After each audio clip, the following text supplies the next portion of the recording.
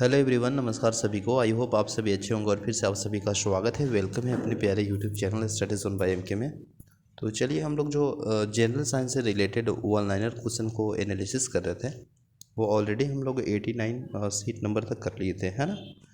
और आज के सेशन में हम लोग नेक्स्ट यानी सेट नंबर 90 को करेंगे, जो कि काफ़ी इंपॉर्टेंट और प्रीवियस ईयर के भी रूप में यह प्रश्न देखने को मिला होगा। चाहे स्टेट पीसीएस हो, चाहे एसएससी हो, चाहे रेलवे हो या डिफेंस हो या किसी भी एग्जाम हो जिसमें साइंस से रिलेटेड प्रश्न पूछे गए होंगे, तो उसके लिए इंपॉर्टेंट सेशन रहेगा, है ना।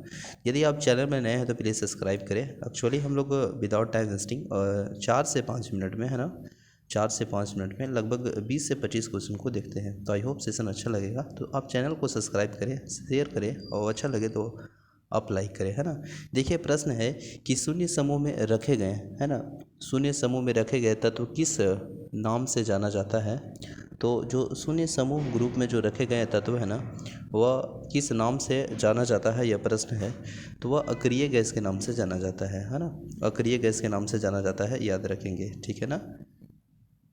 नेक्स्ट प्रश्न है कि पृथ्वी पर सबसे अधिक मात्रा में पाया जाने वाला धातु कौन है। तो बेसिकली आप सभी जानते हैं, अगर धातु की बात किया है तो एल्युमिनियम जो है पृथ्वी पे सबसे अधिक मात्रा में पाया जाने वाला धातु है ना। नेक्स्ट प्रश्न है एलपीजी, है ना। एलपीजी का फुल फॉर्म पूछा जा रहा है, यह प्रश्न पूछा गया है, तो काफ़ी इंपॉर्टेंट है कि एलपीजी का पूरा नाम क्या है। तो एल फोर होता है लिक्विफाइड, एल फोर क्या होता है, लिक्विफाइड। पी फोर होता है पेट्रोलियम और जी फोर होता है गैस। तो liquefied petroleum gas, that is very important प्रश्न है, याद रखेंगे। नेक्स्ट है एलपीजी में कौन सी जो गैस है वो मुख्य है। तो एलपीजी में जो मुख्य गैस है ना, वो आपका ब्यूटेन है। क्या चीज़ है बताइए, ब्यूटेन है ना। तो याद रखिएगा एलपीजी में कौन सा गैस है, तो ब्यूटेन गैस है। नेक्स्ट प्रश्न है तेलों के हाइड्रोजनीकरण में किस उत्प्रेरक का प्रयोग किया जाता है। तो तेलों के हाइड्रोजनीकरण में किस उत्प्रेरक का प्रयोग किया जाता है, तो वह निकेल का प्रयोग किया जाता है ना। निकेल का प्रयोग किया जाता है, तो याद रखेंगे, ठीक है ना। नेक्स्ट प्रश्न है नीले लिटमस पत्र को लाल कर देता है तो उसे क्या कहते हैं। तो देखिए यहाँ पे एक होता है नीले लिटमस पत्र को लाल कर देता है तो उसे अम्ल कहते हैं, है ना। और जो लाल लिटमस पत्र को नीला कर देता है उसे क्षार कहते हैं। तो बेसिकली आप जान रहे हैं और सिंपल से सवाल है ना। चलिए नेक्स्ट प्रश्न है कि हमें जीवित रखने वाली जो ऑक्सीजन प्रकाश संश्लेषण का उत्पादन है, यह कहाँ से आती है। तो हमें जीवित रखने वाली जो ऑक्सीजन प्रकाश संश्लेषण है उत्पाद में, यह कहाँ से आती है, यह प्रश्न पूछा जाता है। तो जल से यानी वाटर से, ठीक है ना।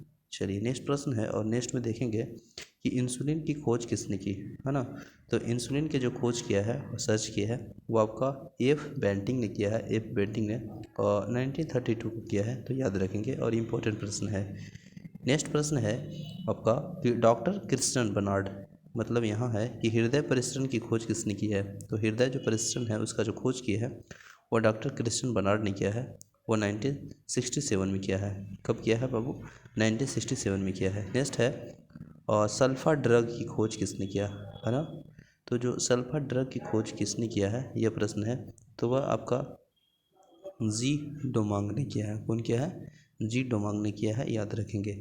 नेक्स्ट है हैजे का टीका की खोज किसने किया है। तो हैजे के टीका की जो खोज किया है वह आपका रॉबर्ट, है ना, रॉबर्ट कोच ने किया है ना, रॉबर्ट कोच ने किया है, याद रखेंगे। और ये इंपॉर्टेंट प्रश्न है, 1884 को किए हैं हैजे के टीके का खोज रॉबर्ट कोच, है ना।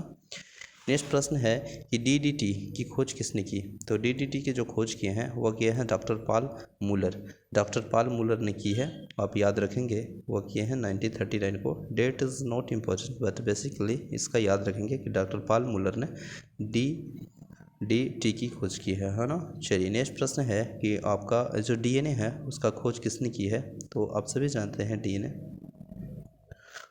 जेम्स वाटसन क्रिक ने किया है डीएनए, है ना।